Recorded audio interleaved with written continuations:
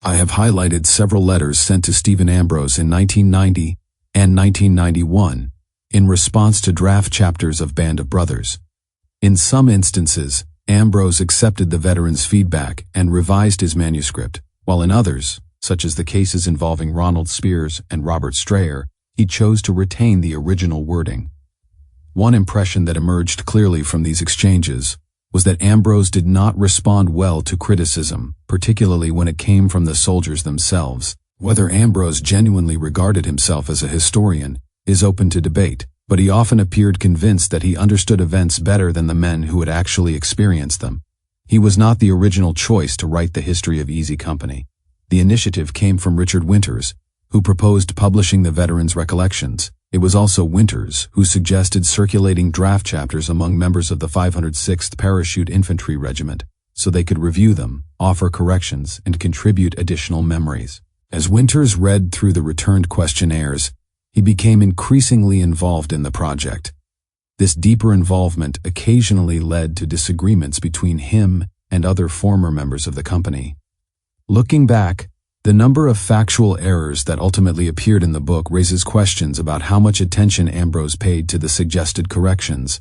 In notable cases involving Albert Blythe and Shifty Powers, publishers later had to amend subsequent editions. The letters from James Alley illustrate how criticism of the manuscript often resulted in veterans feeling compelled to retract their comments and apologize. It is impossible to say with certainty whether Winters acted as an intermediary in every case, although few veterans were eager to challenge the major directly. In Ronald Spears's situation, however, it seems highly likely that Winters became involved, though Spears was known for being unafraid of either Winters or anyone else. On July 24, 1991, James Alley wrote to Stephen Ambrose, "Dear Sir, thank you for sending me the first 13 chapters of your upcoming book about Easy Company. I have now read them twice and would like to share my thoughts as I continue reviewing the manuscript. After reading these chapters, one thing stood out to me. The book appears to focus on too few individuals. By that, I mean it is easy to identify the men you personally interviewed. I had hoped more of the men would be included. Every one of us played a role, not just a select few. I understand how difficult it is to sort through so many stories, but I noticed an error on pages 207 and 208 concerning a patrol. You write that Winters sent Art Human to occupy a building in no man's land. That account is incorrect. Stroll and I were called into the command post by Winters and briefed on the mission. We had 4 other men with us, Joe Lesniewski, Liebgott, C.T. Smith, and myself. We were expected to remain there for at least 48 hours. At no point was Human in charge of our patrol. Stroll and I were responsible for leading it. We were supposed to link up with Human as his patrol returned, but we never saw or met him.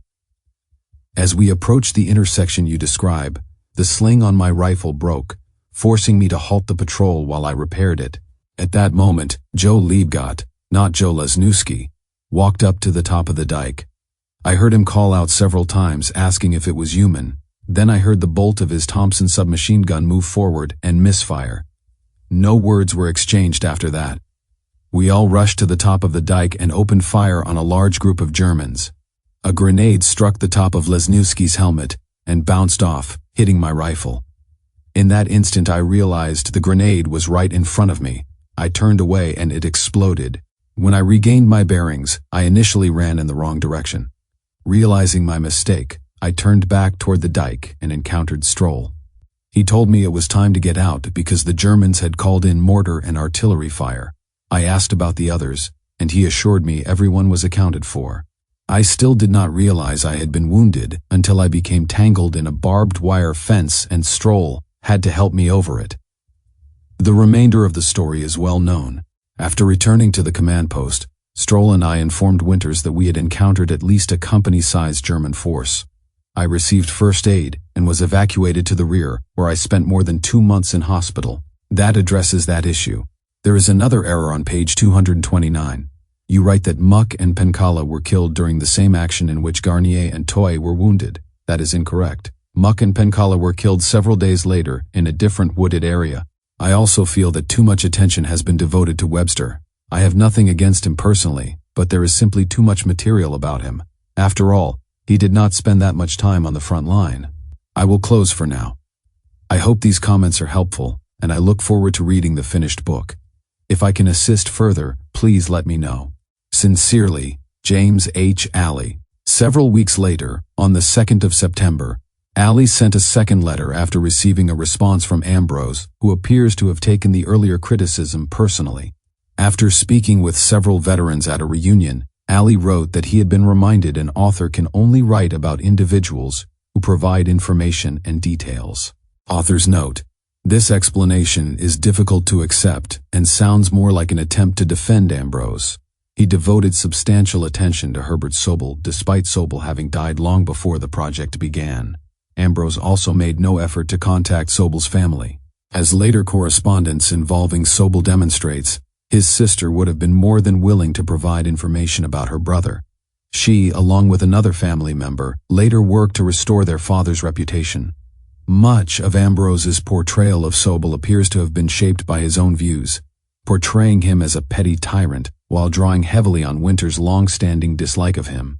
A similar pattern can be seen in Ambrose's interview with Sergeant Leo Boyle, where he repeatedly steered the conversation back toward Captain Sobel. Winter should never have allowed such character attacks to become part of either the book or the television adaptation. Alley continued by saying he had assumed most of the veterans would contribute information and was surprised to learn that fewer than half had submitted any material. Author's note: this highlights a larger issue with both Ambrose and the Band of Brothers project. The same tendencies seem to carry over into the television series. When writing a historical work, an author should not rely primarily on the subjects themselves to provide the source material, and then later blame errors on a lack of input. Consider the case of Albert Blythe.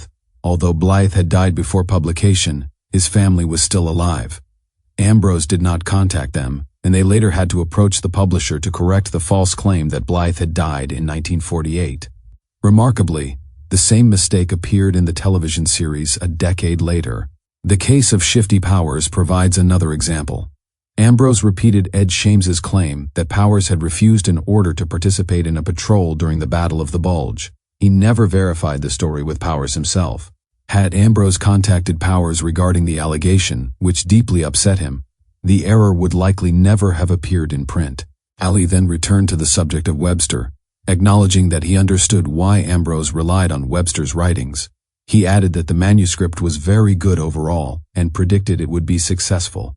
He even stated that he intended to purchase at least 4 copies once it was published. He concluded, "Again, let me apologize for my opinions. I was wrong. You are doing a fine job. Sincerely, James H. Alley." I rarely become emotionally invested in my research. The story of Bull Randleman's death, which followed what I consider shocking neglect and mistreatment in a nursing home, certainly affected me. However, seeing Alley apologize for offering precisely the kind of feedback he had been invited to provide was equally frustrating. Even the criticisms made by Alley and Malarkey regarding Webster were not entirely unfounded. Webster did not join Easy Company until after Normandy, and was absent during the fighting at Bastogne. Rather than focusing more heavily on the original Toccoa men who served throughout the war, Ambrose relied extensively on Webster's writings. Much of Band of Brothers was not based on Ambrose's own research. Instead, it drew heavily from Webster's diary and Richard Winter's collection of letters and documents. Having reviewed Ambrose's interview transcripts, I found that much of the information gathered from veterans never made its way into the final book. Given that, it is perhaps unsurprising that Ambrose later sold the rights to Tom Hanks.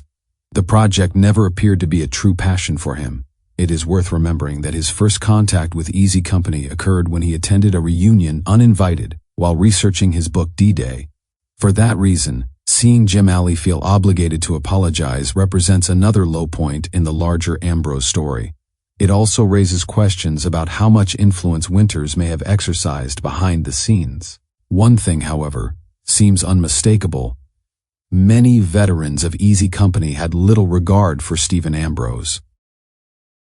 What do you think of Stephen Ambrose and the choices he made when writing Band of Brothers? Let me know your thoughts in the comments. If you enjoyed the video, please hit the like and subscribe.